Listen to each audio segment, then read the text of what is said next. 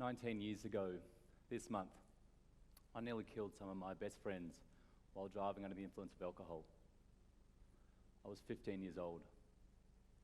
It was a warm summer night in Melbourne. My friend's parents went overseas, so he had a house party without their permission and knowledge.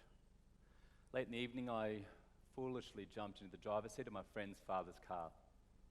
Within seconds, I went from being a carefree, rebellious, risk-taking teenager to someone that would be found guilty of culpable driving in court.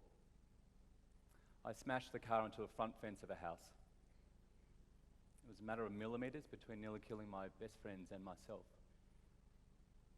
Those millimetres saved me from being charged with manslaughter and facing 15 to 20 years in jail. I've never publicly spoken about this story. It's a shameful piece of my past that has remained buried for good reasons. I share it with you today because this experience began my journey of understanding the importance of listening. I failed to listen in February 2000. I failed to listen to the warnings not to drive, and it nearly prematurely ended our young lives. My friends would tell you that I am someone who likes to talk. I love nothing more than a good or even heated conversation. But since that night, 19 years ago, the most significant moments of my life have been underscored by my ability to truly listen, despite my deep need to be heard. We've all heard the expression to walk in somebody else's shoes. Well, today, I'm going to talk about listening through someone else's ears. And yes, there is an irony here. I'm not exactly practicing what I preach. But it's very difficult to stand here and give a TEDx talk in complete silence. How many of the world's problems, be it geopolitical or decidedly local, have been caused or at least exacerbated by a failing to listen, or listening and only picking up the words that we want to hear? I'm going to share with you 3 examples, one local, one national, and one global, to illustrate the importance of listening through someone else's ears. Prior to coming to Oxford University for postgraduate studies, I spent 10 years working in international development. Yes, another privileged person trying to save the world. For all the criticism received and the mistakes that have been made by the international development community, it is a sector that has helped hundreds of millions of people transition out of poverty. According to the United Nations, in the past 30 years, the number of people living in extreme poverty globally has halved. However, it is common knowledge that not all aid finance projects work. Some completely fail, and not all evidence points to positive outcomes. And some of these failings that I find instructive. Misused foreign aid is a missed opportunity to invest in education, to create life-changing economic opportunities for people living at the base of the wealth pyramid, and to save people's lives. I believe that these mistakes and failings come from one place: a failure to listen to people who are actually affected by the problem, a failure to walk in their shoes or listen through their ears. And I know about this form of failing because I experienced it myself. Educated in development studies at a leading university in Australia, I assumed at the very young and naive age of 23 that I could help people in Africa.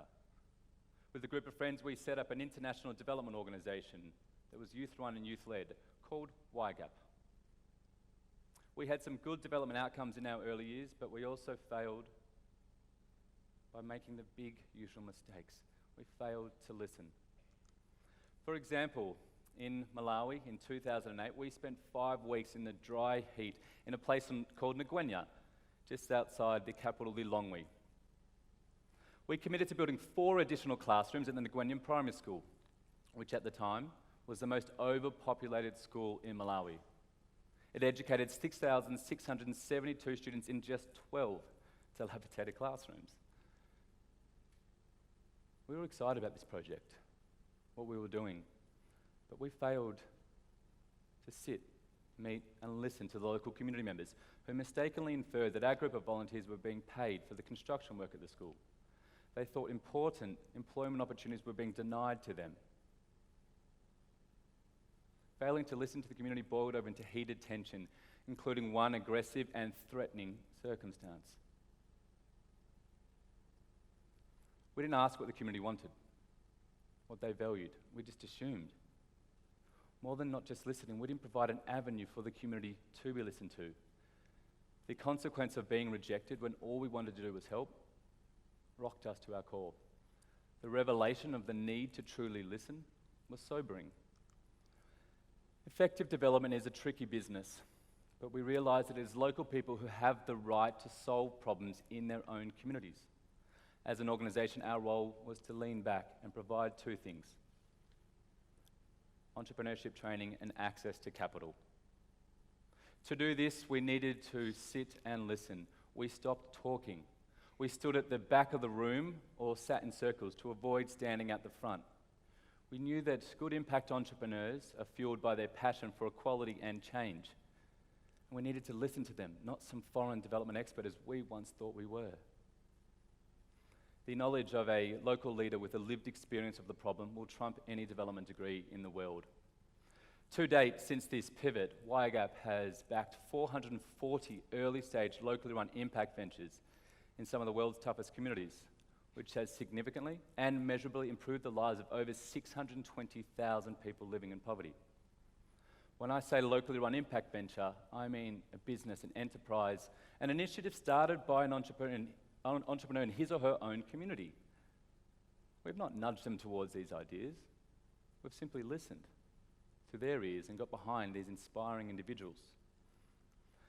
One of my favourite examples of a success story of listening to the listening to the ears of an entrepreneur is an initiative born out of South Africa by an entrepreneur named Lebohang Bugapani. Lebo grew up in the northwest province of South Africa, where the prevalence of violence towards women and children is arguably the worst in the world. By the age of 22, Lebo had been left homeless twice due to violence. The first time as an 8-year-old, due to the violence of her father, along with her sister and mother, and the second time as a 22-year-old, due to the violence of her husband. Lebo is the most dynamic and driven person I've ever met. We first met Lebo in 2015, and we listened to her passion and drive for wanting to expand her work, providing a refuge for other women and children affected by violence. At one of our training programs, Lebo said that she needed more sustainability in her organisation. So she came up with this idea for a bakery. Although it sounded a bit odd at first, we bit our tongues and listened to Lebo explain that there was no locally produced bread in her town, and that if she could produce bread, she could undercut the price of bread coming from the city. In doing so, she wanted to create a competitive business that would provide two things: employment opportunities for women affected by violence to create economic independence, and use the proceeds from the business to develop anti-violence education material to spread with kids right across South Africa. We could have told Lebo, based on our Western idea of commerce, not to do it. We could have poked holes in her business model. We could have told Lebo to continue focusing on writing requests for grants and donations, but we didn't. We listened through her ears and got behind it by providing capital for the bakery. Lebo sent me a message, very excited, full of love this week, to tell me that her organisation has now directly improved the lives of 20,391 women and children affected by violence in her country. The power and importance of listening through the ears of a local leader with a lived experience. I come from a country that has failed to listen for 230 years. Australia is fiercely proud of our 230 years of Anglo-Celtic history. We're immensely proud of our 70 years of strong multicultural history since the end of World War II. But we have little regard for the 60,000 years of Indigenous history which precedes these years. Indigenous affairs in Australia is a complex problem. There are many layers. Successive state and federal governments have tried to bridge the gap by initiating policies between the living standards of our first Australians and others that call Australia home. These policies have broadly failed. Can we say that we've truly listened through the ears of our Indigenous people when the status quo right now is that our Indigenous, who represent 2% of our population, account for 27% of incarcerated people. 40% of 13 to 17-year-old Indigenous youth face mental illness. And a young and Indigenous male is more likely to end up in jail than to graduate from secondary school. In 2017, 250 Aboriginal and Torres Strait Islander leaders met at Uluru. They were from all across Australia. They were responding to a request from our federal government to come up with a plan, a solution, a way forward. Uluru is the large, warm, big rock at the heart of our continent, previously known as Ayers Rock. In the shadow of this powerful and spiritual rock, they came up with a statement that called for a number of changes, including a change to our constitution. They called this statement the statement from the heart, referring to both the heart of our continent, Uluru, and the heart of our Indigenous people. A courageous undertaking. With excitement, the statement from the heart was taken to our citadel of power, our capital city, Canberra. And the almost immediate response from our federal government was, no, this will not work. And once again, we have failed to listen. Failed to listen through the ears of our Indigenous people who have worked so hard for so long to come up with a way forward. And we wonder why the gap remains, why young Indigenous people suicide at such high rates, and why their elders and leaders lose hope. Beyond Australia, one of the major global problems we face as a community is the issue of violence perpetrated against children. And it's an issue that's been exacerbated by our failing to listen. In our world today, one child dies every 5 minutes as a result of violence. One child every 5 minutes. In 2013, in Phnom Penh, Cambodia, I met a shy 10-year-old girl named Thea. Thea spoke no English, and my Khmer is limited to about 4 or 5 words. So over dinner with a group of others, we played games for a few hours. Toward the end of the night, Thea picked up a marker and coloured a love heart on my hand. She then flipped my hand over and painted all my fingernails bright blue. Thanks to Thea, I left with 10 brightly painted fingernails that night. Through her carer and interpreter, I learnt of Thea's story. For the past 2 years, since the age of 8 to 10, Thea had endured horrendous physical and sexual abuse at the hands of the director of the orphanage where she lived, supposed to be her caretaker. Hers was the voice of the voiceless.